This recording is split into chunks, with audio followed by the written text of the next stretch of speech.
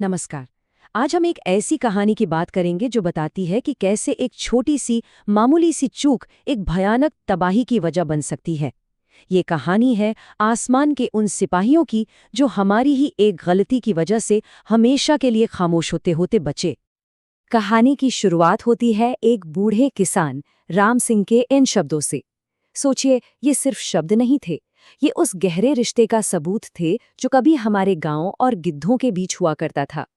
ये वो वक्त था जब गिद्ध सिर्फ एक पक्षी नहीं, बल्कि हमारे इकोसिस्टम का एक जरूरी हिस्सा माने जाते थे। तो चलिए थोड़ा सा पीछे चलते हैं, उस दौर में जब आसमान इन पहरेदारों से भरा रहता था, जब इन पक्षियों का हमारे आसपास होना एक बहुत ही आम और जरूरी बात थी। भारत के गांवों में गिद्धों का दिखना रोज की बात थी। वो आसमान में ऊंचा उड़ते रहते थे और जमीन को साफ रखने का एक बेहद जरूरी काम करते थे। कोई भी जानवर मरता था तो ये गिद्ध उसे खाकर बीमारियों को फैलने से रोकते थे। कह सकते हैं कि वो प्रकृति के अपने सफाई कर्मचारी थे। और फिर कहानी में एक ऐसा मोड़ आया जिसने सब कुछ बदल कर रख दिया। किसानों की मदद के लिए एक दवा बाजार में आई।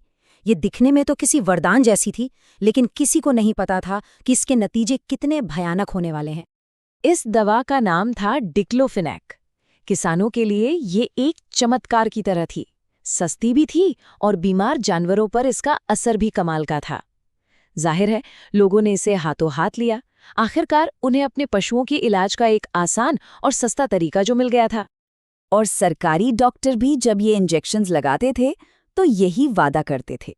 इस एक दवा ने किसानों में उम्मीद जगा दी थी कि अब उनके जानवर जल्दी ठीक होंगे, उनका नुकसान कम होगा।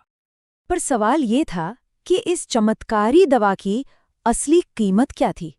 जो राहत इतनी आसानी से मिल रही थी, उसके पीछे एक बहुत बड़ा खतरा छिपा हुआ था, जो जल्द ही सामने आने वाला था। और यहीं पर वो एक जानलेवा गलती सामने आती है। असल में ये दवा इंसानों के इस्तेमाल के लिए बनी थी, जानवरों के लिए नहीं। पशुओं पर इसका क्या असर होगा, इसकी कोई खास जांच ही नहीं की गई। और इस एक छोटी सी बात को नजरअंदाज करना एक पूरी प्रजाति के लिए मौत का फरमान बन गया। इस दवा के इस्तेमाल के कुछ ही समय बाद एक अजीब और डरावनी सच्चाई सामने आने लगी। वो ये कि आसमान धीरे धीरे खामोश हो रहा था। गांव वालों ने एक अजीब चीज नोटिस की। आसमान के वो पहरेदार, वो गिद्ध, अचानक गायब हो गए थे।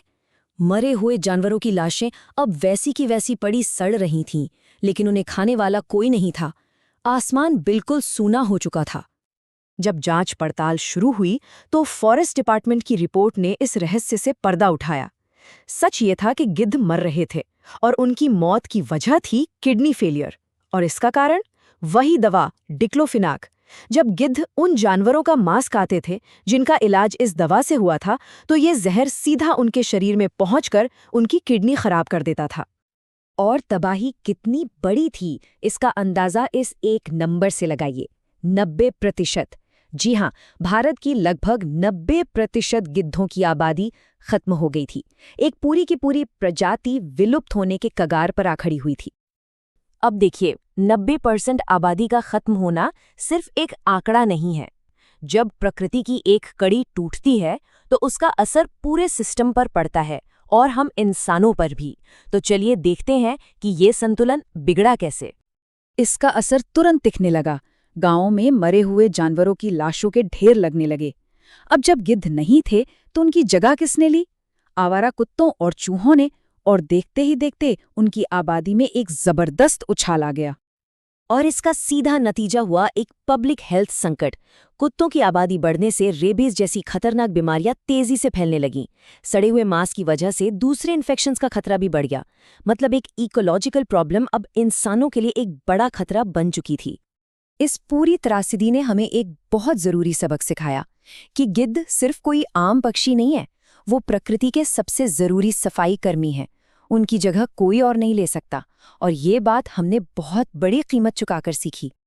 जब हालात इतने बिगड़ गए, तब जाकर आखिरकार सरकार की भी नींद टूटी। कदम उठाए गए, लेकिन सवाल यही था कि क्या तब तक बहुत ज्यादा देर नहीं हो चुकी थी? सरकार ने एक्शन लिया। सबसे पहले डिक्लोफिनाक के जानवरों पर इस्तेमाल को बैन किया गया। फिर गिद्धों के लिए खास कंजर्वेशन एरिया बनाए गए और तो और उनकी आबादी को फिर से बढ़ाने के लिए ब्रीडिंग सेंटर भी शुरू किए गए। लेकिन ये सब एक टूटे हुए सिस्टम को जोड़ने की एक बहुत मुश्किल और देर से की गई कोशिश थी। और अब वापस चलते हैं किसान राम सिंह के पास। उनके ये शब्द उस गहरी लाचारी को दिखाते हैं जो हर कोई महसूस कर रहा था कि एक गलती तो हो गई, पर अब उसे सुधारने का कोई रास्ता नजर नहीं आ रहा था। और इस कहानी को हम इसी एक लाइन के साथ खत्म करते हैं। गिद्धों की ये कहानी सिर्फ एक हादसा नहीं, बल्कि एक चेतावनी है। यह हमें याद दिलाती है कि इंसानी तरक्की और प्रकृति के बीच का संतुलन कितना नाजुक होता है। और ये एक सवाल भी छोड़ जाती है कि विकास की इस दौड़ में हम और क्या-क्या खोने को तैयार हैं।